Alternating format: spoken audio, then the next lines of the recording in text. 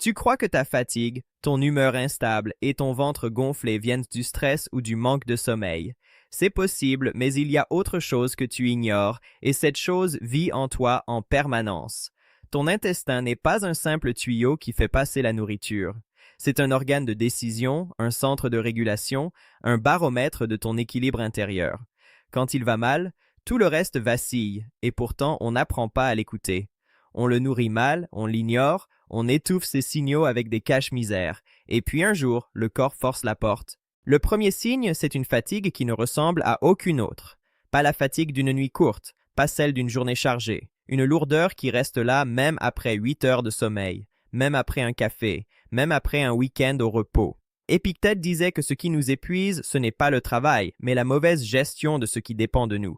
Ton intestin dépend de toi. Quand tu lui donnes trop de sucre, trop de gras transformés, trop d'aliments qui l'irritent, il travaille mal. Et quand il travaille mal, il pompe ton énergie pour réparer au lieu de construire. Tu te lèves vidé parce que ton corps a passé la nuit à combattre ce que tu as avalé la veille. Ce n'est pas de la paresse, c'est un signal. Le deuxième signe, c'est ton humeur qui change sans raison claire. Tu te sens irritable, anxieux, sans avoir vécu d'événements précis. Sénèque écrivait que l'âme est troublée quand le corps est en désordre. Ton intestin fabrique une grande partie des messagers chimiques qui règlent ton humeur. Quand sa flore est déséquilibrée, ces messagers partent dans tous les sens. Tu crois que tu vas mal mentalement alors que ton ventre crie au secours. Tu changes d'alimentation en 2 jours et ton regard sur la vie change aussi. Pas par magie, par biologie. Ton cerveau et ton intestin parlent le même langage et quand l'un crie, l'autre répond. Le troisième signe, c'est le ventre qui se met à parler à voix haute. Gonflement après les repas, gaz, lourdeur, douleur sourde. Tu t'y habitues, tu dis que c'est normal. Kant rappelait que la raison commence quand on cesse de considérer l'habitude comme une vérité. Ce n'est pas normal de vivre avec un ventre en feu. Ce n'est pas normal de devoir défaire le bouton de ton pantalon après chaque repas. Ton intestin te dit qu'il n'arrive plus à digérer ce que tu lui donnes. Il te demande du temps, du repos, des aliments simples. Tu ne l'écoutes pas parce que tu as appris à couper le son. Le quatrième signe, c'est la peau. Boutons, rougeurs, démangeaisons, teint terne. Tu achètes des crèmes, tu changes de savon, tu caches sous le maquillage, mais la peau est le miroir de l'intérieur. Quand l'intestin laisse passer des particules qu'il devrait bloquer, le système immunitaire s'enflamme et la peau réagit. Épictète disait qu'il faut regarder la cause, pas le symptôme. Traiter la peau sans réparer l'intestin, c'est essuyer l'eau par terre sans fermer le robinet. Ton visage reflète ce que ton ventre endure. Le cinquième signe, c'est l'obsession pour certains aliments. Envie irrépressible de sucre, de pain, de grignotage constant. Tu crois que tu manques de volonté. En réalité, ta flore intestinale déséquilibrée réclame ce qui la nourrit, même si c'est ce qui te détruit. C'est un cercle. Tu manges ce qui nourrit les mauvaises bactéries, elles prolifèrent, elles réclament encore, et toi tu cèdes parce que tu crois que c'est toi qui veux. Sénèque disait que l'esclave le plus dangereux est celui qui croit être libre. Tu n'es pas libre quand ton ventre commande tes envies. Alors que faire? Commence par écouter. Pas avec des tests compliqués, avec ton attention.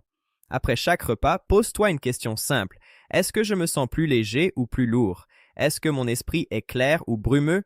Est-ce que mon ventre est calme ou tendu? Ton corps répond toujours, mais tu dois ralentir pour entendre. Kant disait que la connaissance commence par l'expérience. Expérimente sur toi. Retire pendant quelques jours ce qui t'alourdit, observe, puis réintroduis doucement. Tu n'as pas besoin d'un plan parfait, tu as besoin d'un regard honnête. L'intestin n'est pas séparé de toi. Il fait partie de ta raison, de ta force, de ta paix. Quand il va bien, tu penses mieux, tu dors mieux, tu vis mieux. Quand il va mal, tout le reste s'écroule, même si tu fais semblant que ça va. Épictète disait que la liberté commence quand tu cesses de vouloir ce qui t'abîme et que tu choisis ce qui te construit. Choisir pour ton intestin, c'est choisir pour toute ta vie. Si tu sens que ces signes te parlent, c'est le moment d'agir. Pas demain, pas après les fêtes, maintenant. Parce que ton corps n'attend pas, il s'adapte ou il s'épuise. Petite parenthèse les amis, j'ai créé un manuel complet sur la santé. Il t'apprend comment faire pour être en bonne santé par des simples formules et applications. Le lien est en première ligne de la description. On continue. Et si tu veux continuer à comprendre comment ton corps te parle et comment l'écouter, abonne-toi. Pas pour suivre une chaîne, mais pour te rappeler chaque semaine que la santé commence à l'intérieur. Le problème, c'est que tu as appris à couper les signaux. Dès que ton ventre tire, tu prends un cachet. Dès que tu es ballonné, tu changes de pantalon. Dès que ton humeur chute, tu manges quelque chose de sucré pour remonter. Tu traites la conséquence et tu laisses la cause grandir dans l'ombre. Épictète disait que l'homme souffre 2 fois, une fois dans la réalité, une fois dans son refus de la voir. Regarder ton intestin en face, c'est arrêter de fuir. C'est accepter que ce que tu manges n'est pas neutre, que ce que tu ressens n'est pas aléatoire, que ce que tu vis dans ta tête commence dans ton ventre. La digestion ne se fait pas seulement avec des enzymes, elle se fait avec du temps, du calme, de l'attention. Tu manges vite, debout, devant un écran, en pensant à autre chose. Ton cerveau n'a pas le temps d'envoyer le message à ton estomac.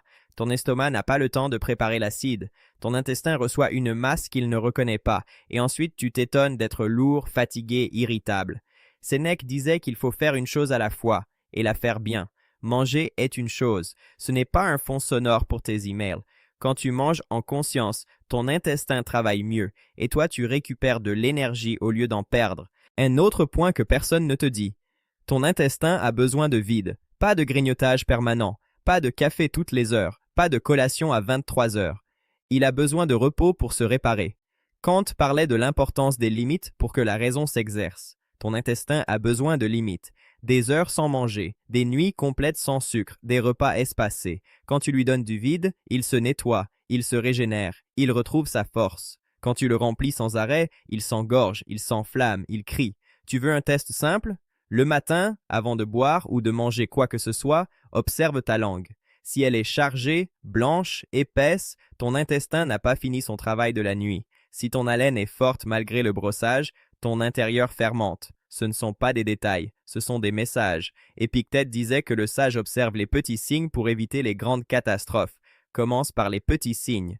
La réparation ne vient pas d'un super aliment, elle vient de la régularité. Boire de l'eau, lentement, mâcher, vraiment, respirer entre les bouchées, marcher après le repas, même 10 minutes. Ces gestes paraissent insignifiants, mais ils changent la façon dont ton intestin travaille.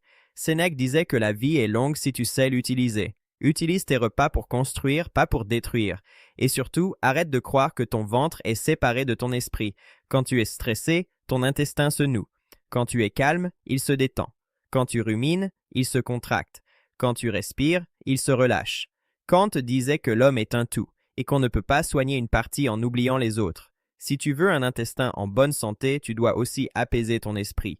Pas avec des techniques compliquées, avec du silence, avec du mouvement lent, avec des moments où tu ne fais rien d'autre que sentir ton corps. Le dernier point, et peut-être le plus important, c'est que ton intestin n'oublie rien. Chaque excès, chaque repas avalé trop vite, chaque nuit où tu l'as forcé à travailler alors qu'il devait se réparer, il le garde en mémoire. Pas pour te punir, pour te montrer le chemin du retour.